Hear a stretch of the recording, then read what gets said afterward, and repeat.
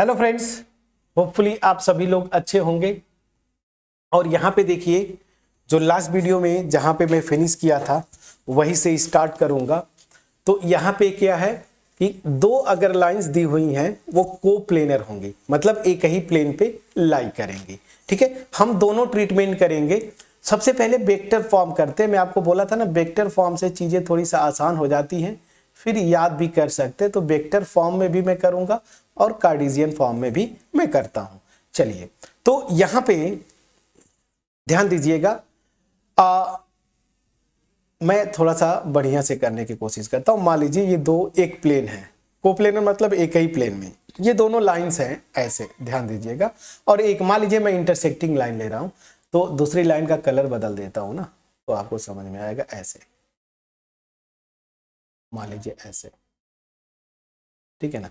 अरे वो डार्क करने में पूरा ही गड़बड़ हो गया, कोई इशू। चलिए ठीक है, तो यहाँ पे एक ये लाइन इंटरसेक्टिंग मैं लाइन लेता हूँ, क्योंकि क्वेश्चंस जो बनते हैं जनरली इंटरसेक्टिंग लाइंस को ही लेके एक न्यूमेरिकल भी करेंगे। मान लीजिए एक मेरी लाइन ये है, ठीक है ना, दूसरी लाइन ब्लू वाली है। तो वेक्टर फॉर्म में करना है, तो मान लीजिए जो ग्रीन वाली लाइन है उसका इक्वेशन क्या होगा, हमने किया था R bar this is equal to A bar plus lambda times B bar, ठीक है ना, लेमडा टाइम्स बी।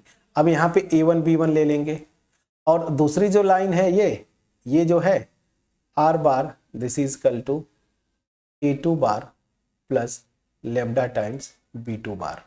ठीक है, अब ये दोनों लाइंस में क्या है, उस पॉइंट से पास होती है ये स्ट्रेट लाइन a1 जिसका पोजीशन वेक्टर है, और b1 जो वेक्टर है उसके ये लाइन पैरेलल है। उसी तरीके से ये वाली लाइन क्या है, a2 वेक्टर से पास करती है, मतलब एक पॉइंट से पास करती है जिसका पोजीशन वेक्टर a2 है, और एक वेक्टर b2 से के पैरेलल है वो लाइन। ठीक है ना, तो ये दोनों लाइन का इक्वेशन दे दिया। अब ध्यान दीजिए, बड़ा इंटरेस्टिंग केस है। मान लीजिए अब यहाँ पे आप एक्स वाई जेड एक्सेस को भी कंसीडर कर लीजिए। जब आप कर ही रहे हैं तो थोड़ा अच्छे से कर लिया जाए। यहाँ से ऐसे, ये मेरा एक्स एक्सिस, वाई एक्सिस और इधर जेड एक्सिस। अब ध्यान दीजिए, ये लाइन अगर जिस पॉइंट से पास करती है, मान लीजिए उस पॉइंट का को मैं a1 लिखता हूं, तो उसका पोजीशन वेक्टर ना ऐसे, ये मेरा क्या है a1 जो दिया हुआ है। उसी तरीके से दूसरी वाली लाइन जिससे पास करती है, मान लीजिए वो a2 पॉइंट है, उसका पोजीशन वेक्टर क्या है मेरा, वो ये a2 बार जो यहाँ पे दिया हुआ है। ठीक है ना। अब चूंकि ये अगर कोप्लेनर है तो a1 ये दोनों लाइंस यहीं पे लाई करेंगी, तो a1 a2 को आप मिलाएंगे ऐसे, ये देखिए ऐसे ले लीजिए, ऐसे ले लीजिए, ये ऐसे। तो ये जो लाइन है ना, ऐसे ही समझिए आप। तो लाइन में वेक्टर कंसीडर करिए, a1 a2 वेक्टर कंप्लीटली इस प्लेन पे लाई करेगा। अब ध्यान दीजिए, जो ये वाली लाइन है ग्रीन वाली, वो मान लीजिए इस वेक्टर b1 के पैरेलल है।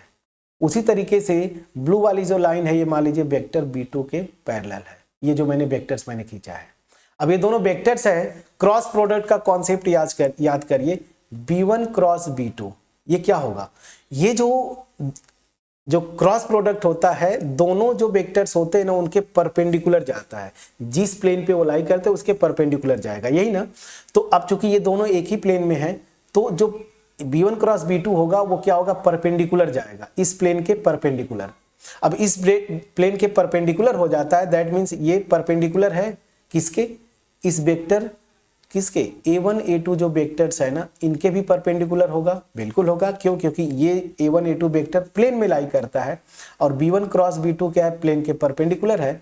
तो दो वेक्टर्स परपेंडिकुलर होते हैं तो क्या होगा, उनके बीच का अगर एंगल 90 डिग्री है, तो a1 a2 dot b1 cross b2 ये क्या हो जाएगा, 0। आपको पता है अगर दो वेक्टर्स के बीच का एंगल 90 डिग्री है तो उनका डॉट प्रोडक्ट, क्योंकि cos थीटा आता है ना, तो cos 90 0 हो जाता है। बस यही से आपका इक्वेशन आ जाएगा।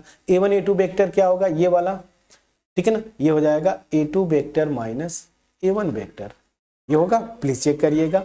और डॉट प्रोडक्ट यहाँ पे b1 cross b2, please check करिएगा, दिस इज इक्वल टू 0। और यही चीज क्या होता है, बॉक्स ABC होता है कि नहीं, a2 बार माइनस a1, ये एक वेक्टर है, कॉमा b1 ऐसे लिख दिया, और b2 प्लीज चेक करिएगा, box ABC this is equal to 0। सब कुछ यही से मैंने आपको डिराइव कर दिया। तो सिंपली मैं पूरा आपको कर दिया। तो कोप्लेनर होने का कंडीशन अगर वेक्टर फॉर्म में देता है तो क्या हो जाएगा, अब मैं लिखता हूं, so let R bar this is equal to A1 plus lambda times B1, ये हो गया this, and R bar this is equal to A2 bar plus lambda times B2 bar, this is equal to 2. So let these be two lines, be two lines. Then condition for coplanarity ना,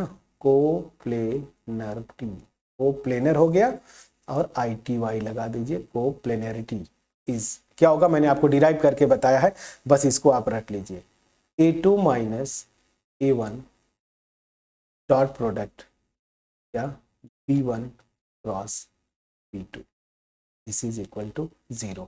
ये मेरा condition है friends. तो अगर vector form में question देता है तो आप वेक्टर फॉर्म में लिख लीजिए, इसको ऐसे याद कर लीजिए, ठीक है।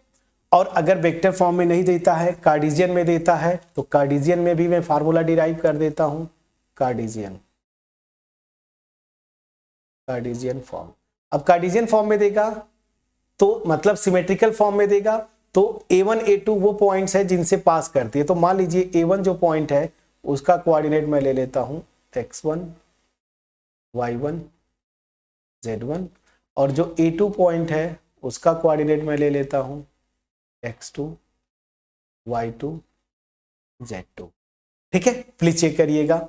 अब यहाँ पे B1 B2 क्या है, जिस वेक्टर के पैरेलल है, तो पैरेलल मतलब डायरेक्शन रेशियोज।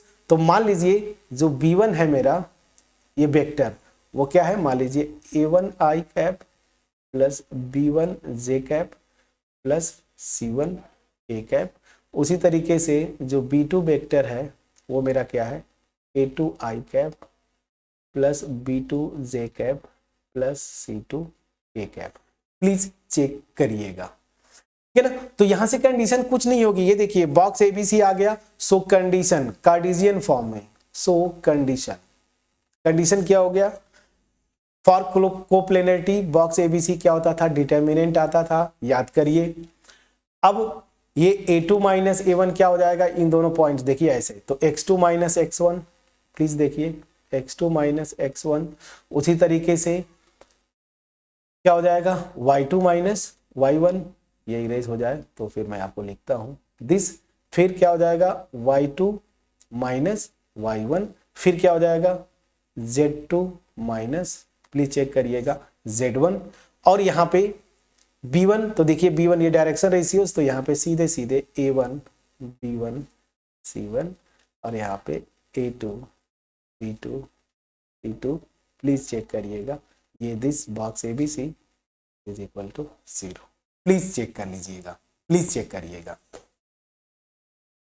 तो ये कंडीशन हो गया आपका दिस, तो यहां से ये मेरा कंडीशन, प्लीज चेक करिएगा, ठीक है। तो कितनी आसानी से आपने किया। कोप्लेनर होने का कार्टेशियन फॉर्म बड़ा आसान है, कैसे, जो दो पॉइंट से स्ट्रेट लाइंस पास करेंगी ना। अब जैसे मान लीजिए देखिए यहाँ पे पहली वाली स्ट्रेट लाइन का इक्वेशन क्या हो जाएगा, x माइनस देखिए x1 upon A1 this is equal to y minus y1 upon B1 this is equal to z minus z1 upon C1। उसी तरीके से दूसरी वाली स्ट्रेट लाइन का इक्वेशन क्या हो जाएगा, x minus x2 upon A2 y minus y2 upon B2 z minus z2 upon C2। Please check करना, ये दो इक्वेशंस होंगी।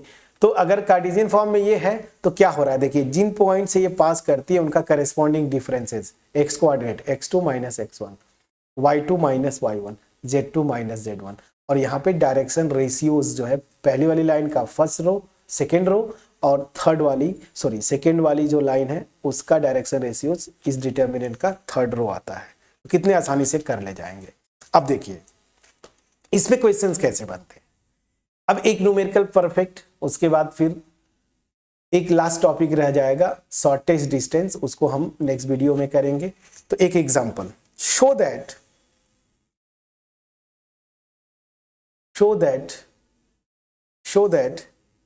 the lines अब देखिए कार्टेशियन में ज्यादा आता है ना, सिमेट्रिकल फॉर्म में इक्वेशन का, स्ट्रेट लाइंस का इक्वेशन लिखते हैं। तो x+1 upon -3 this is equal to y-3 upon 2 this is equal to z+2। बस इतना लिखा है, तो z+2 लिखा है, मतलब यहाँ पे बाई 1 कर देंगे, so that line this and, यहाँ पे देखिए केवल x लिखा है, this is equal to y-7 upon -3 this is equal to z+7/2। अब यहां से x-0/1 प्लीज चेक करिएगा। ठीक है, ये दो स्ट्रेट लाइंस का इक्वेशन दे दिया है। ठीक है, अब चलिए यहां पे ये जो क्वेश्चन है कि सो दैट दिस, ये लाइंस का इक्वेशन दे दिया, सो दैट दिस इंटरसेक्ट। पहली चीज तो आपने क्वेश्चन में पूछा है कि ये इंटरसेक्ट करती है, पहली चीज। ठीक है ना, अब उसके बाद क्या बोल रहा है, find the coordinates of, find the coordinates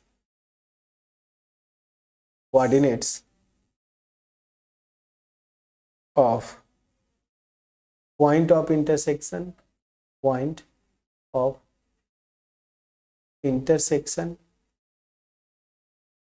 and also so that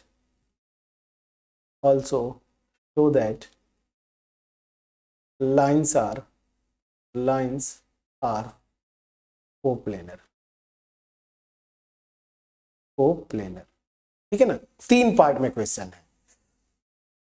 अब यहां से पूछेगा ना कि जैसे ये भी पूछ देता कि उस प्लेन का इक्वेशन निकालिए जो कि कोप्लेनर, मतलब उस प्लेन का इक्वेशन निकालिए जो कि इन दोनों लाइंस को कंटेन करता है। ये भी एक क्वेश्चन एक्स्ट्रा बन सकता है, तो उसको भी कैसे निकालेंगे वो भी मैं बता देता हूं। बट चलिए देखिए 3 पार्ट में है।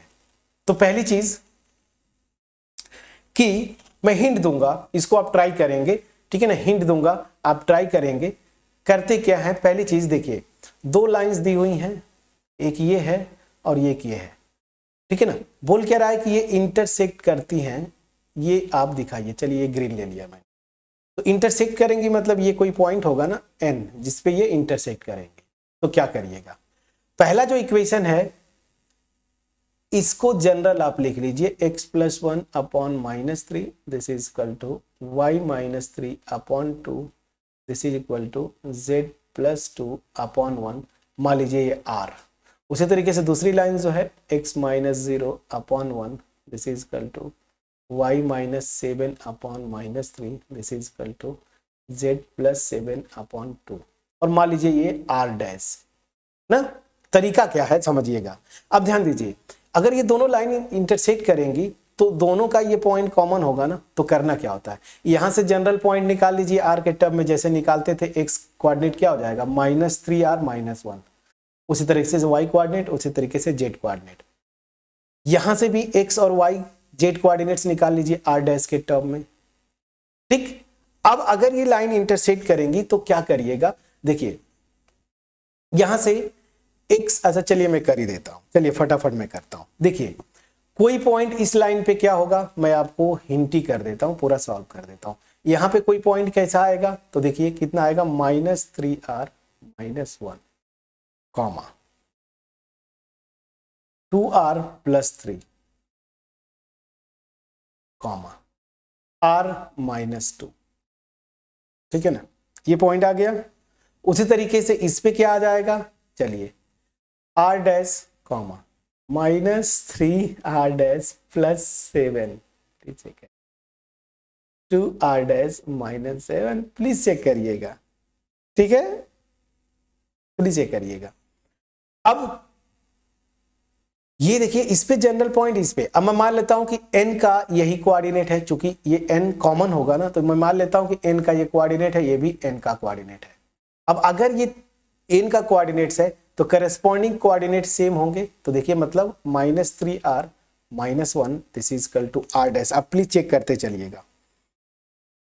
हाँ, यहां से एक इक्वेशन आ जाएगा, इसको आप लिख लीजिए 3r + r dash this is equal to -1। उसी तरीके से y कोऑर्डिनेट आप इक्वल करेंगे, y कोऑर्डिनेट आप इक्वल कर दीजिए, this is equal to -3r' plus 7 और दिस इज इक्वल टू यहाँ से जो आ जाएगा प्लीज आप लिख लीजिए, तो 2r plus 3r' this is equal to 4। और उसी तरीके से इन दोनों को इक्वल करेंगे, आप प्लीज चेक कर लीजिएगा, यहाँ से इधर आएगा, हाँ ठीक है। फिर दिस इक्वल टू दिस, तो यहाँ से क्या आ जाएगा r minus 2r' this is equal to -5। ये 3 इक्वेशन आए। मैं क्या बोल रहा हूँ, यहाँ से जनरल पॉइंट निकालिए, यहाँ से जनरल पॉइंट। अब ये इंटरसेक्ट अगर करेंगी तो करेस्पॉन्डिंग कोऑर्डिनेट्स तो आपस में इक्वल होंगे, इक्वल करके 3 इक्वेशन बना लीजिए। अब इनमें से किन्हीं भी दो को सॉल्व करिए। देखिए तरीका यही होता है, जब आपको दिखाना होता है कि इंटरसेक्ट करती हैं, कोई भी दो ले लीजिए, r और r' की वैल्यू निकालिए, और जो तीसरा बच रहा है ना उसमें r और r' की वैल्यू रखिए, सेटिस्फाई करेगा मतलब वो इंटरसेक्ट करती हैं। तो किसी भी दो को आप लीजिएगा, मैंने सॉल्व किया था, तो जो r की वैल्यू आ रही है वो -1 आ रही है, और r' की वैल्यू जो है वो आ रही है 2।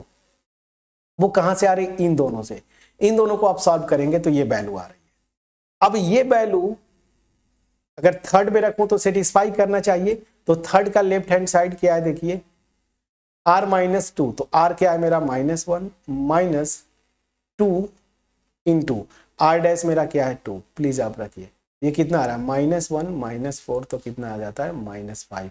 देखिए मेरा राइट हैंड साइड आ गया, प्लीज चेक करिएगा। तो left hand side is equal to right hand side, please check करिए। मतलब क्या हुआ कि ये सेटिस्फाई करते हैं तीसरा जो कंडीशन आया उसको। तो इसका मतलब क्या हो जाएगा, लाइंस इंटरसेक्ट, इंटरसेक्ट।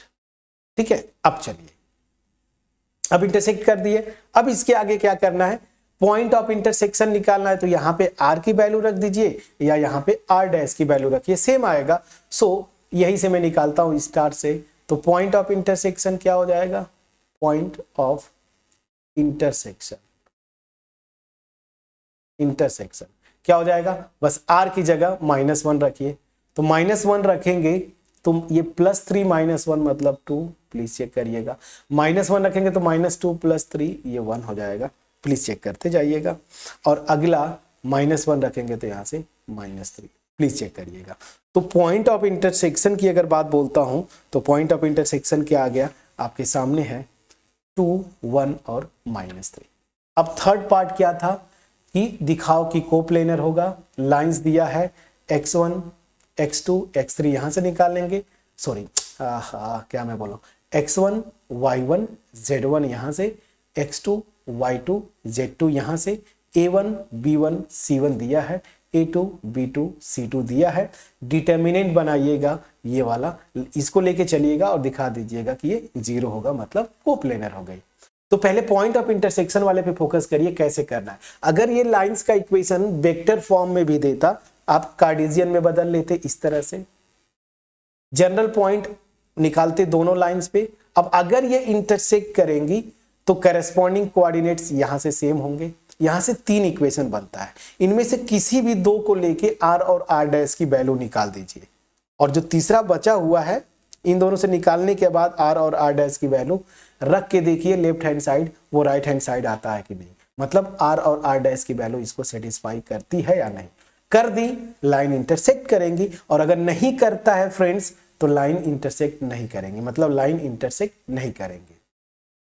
अब आपसे जैसे पूछता है कोप्लेनर होने का कंडीशन, तो यहां से आप बता देंगे। क्लियरली समझ में आया कि नहीं, प्लीज बोलिएगा। ठीक है, अब